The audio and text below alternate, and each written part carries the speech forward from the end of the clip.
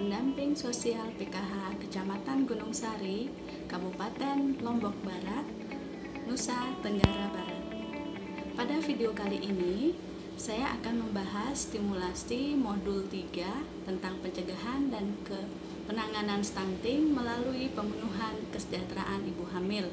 Sesi 2, yakni mendukung ibu hamil mengakses informasi dan layanan yang tepat. Dengan adanya video ini diharapkan peserta mampu untuk mengakses informasi yang tepat untuk ibu hamil serta mampu memilah dan menyeleksi informasi mengenai kehamilan. Yuk kita saksikan bersama-sama videonya. Gimana kabarnya ibu-ibu? Alhamdulillah sehat. Sekarang saya sebelum masuk untuk pembelajaran hari ini, saya mau tanya pembelajaran kita yang kemarin tentang apa ya? Asupan makanan yang bergizi untuk mencegah stunting. Ya, kita masih membahas tentang pencegahan dan penanganan stunting ya. Untuk kemarin kita sudah bahas cara asupan makanan yang bergizi untuk ibu hamil ya. Dan yang sebelumnya informasi cara informasi yang tepat untuk kehamilan. Ya. Yang sebelumnya kita sudah mempelajari tentang cara mencari informasi yang terpercaya untuk kehamilan. Ya.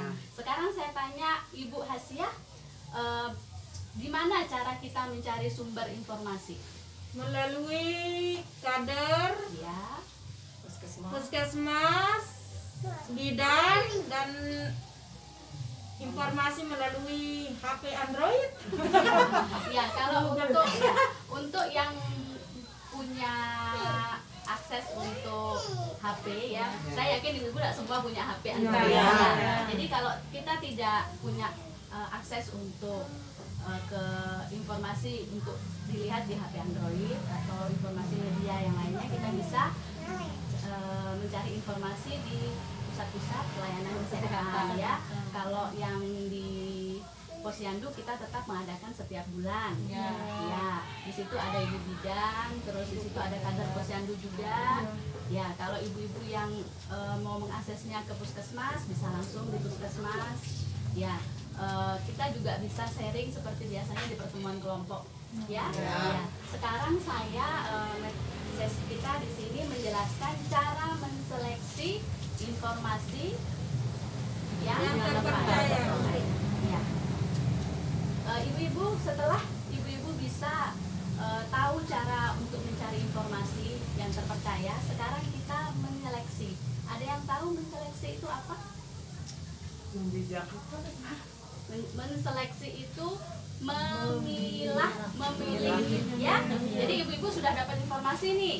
Nah, sekarang bagaimana cara kita memilih informasi yang tepat ya? Sekarang saya tanya, di sini ada yang hamil?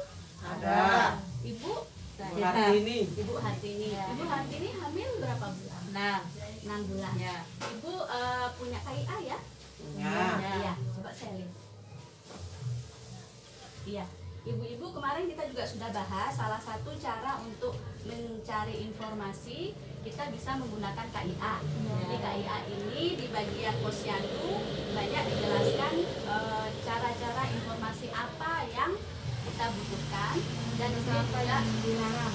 Ya, pinter nih ibu nih. Kita tepuk mantul dulu. Ya, tepuk mantul untuk Ibu Hasiah. Tepuk mantul. Mantul. Ibu Hasiah, mantap betul. Oke. Sekarang benar di sini ada informasi yang boleh dan tidak boleh dilakukan selama kehamilan.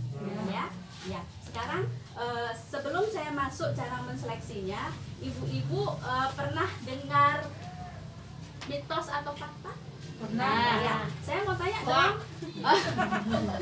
Apa yang dimaksud dengan mitos?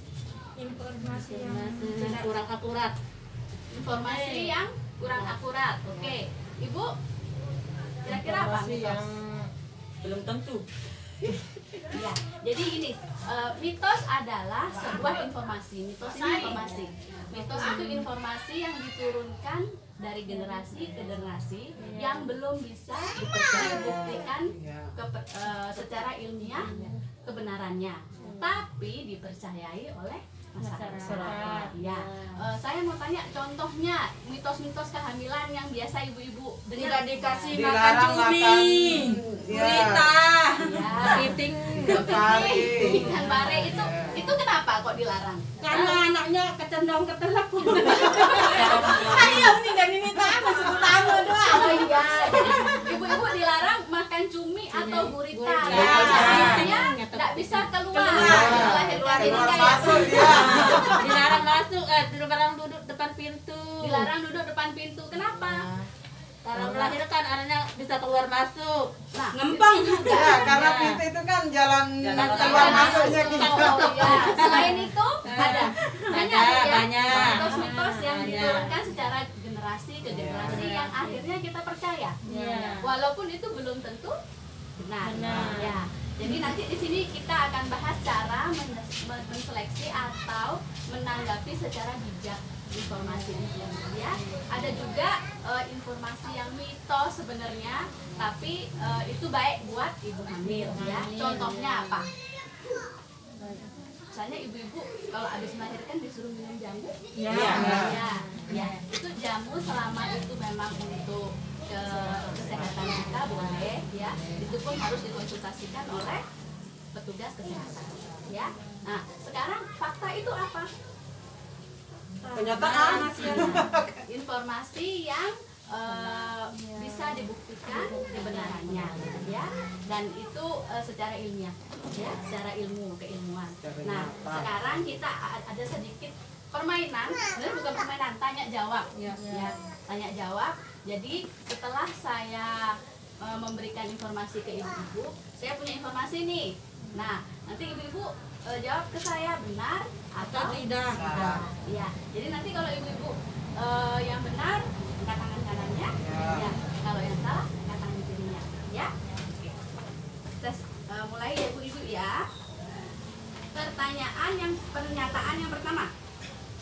Ibu hamil tidak boleh makan telur dan ikan karena takut berbau amis.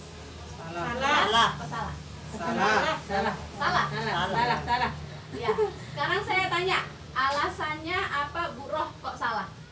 Karena kan telur sama ikan itu dia banyak gizinya, sementara ibu hamil itu kan perlu banyak asupan gizi. Hebat. Kita sepakat ibu-ibu ya, telur dan ikan itu baik untuk pertumbuhan dan perkembangan janin dalam kandungan. Karena ibu-ibu hamil membutuhkan gizi lebih yang lebih dari ibu-ibu yang tidak tidak hamil. Walaupun kita tidak hamil, kita tetap makanan yang bergizi ya.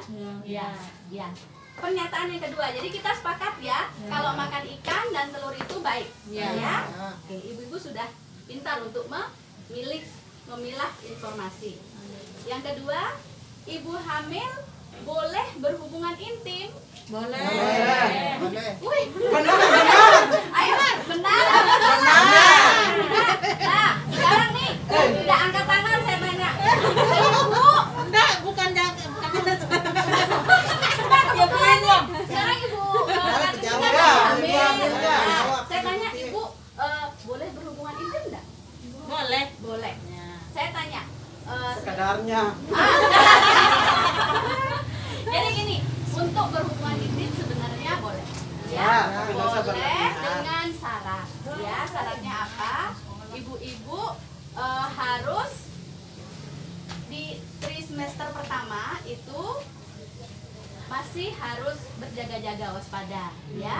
Untuk kehamilan itu sebenarnya masih ada di dalam kandungan kita itu ada air ketuban ya. Itu untuk menjaga si bayi ya. Ada air ketubannya di situ. Terus ada otot-otot yang menyangga kehamilan. Terus di situ juga ada di dinding rahim itu ada seperti cairan gitu kental. Memang subhanallah dibuat sama Allah untuk menjaga janin ya. Jadi kita menghindari trimester pertama dan trimester terakhir ya. Kalau di bulan-bulan keempat, kelima, keenam itu aman. Ibu-ibu bisa berhubungan, ya. 3 bulan. Iya, di bawah 3 bulan dan menjelang trimester ketiga, ke-8, ke-9. Ya. Satu lagi, ibu hamil tidak boleh banyak aktivitas untuk menghindari keguguran. Benar apa salah? Benar. Saya tanya alasannya, Ibu. Karena kalau bisa angkat berat-berat kan bisa jatuh nanti. Bisa keluar. Ya, keguguran. Ya.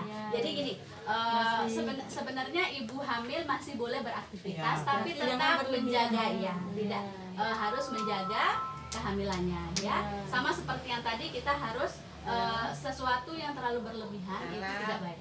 Ya.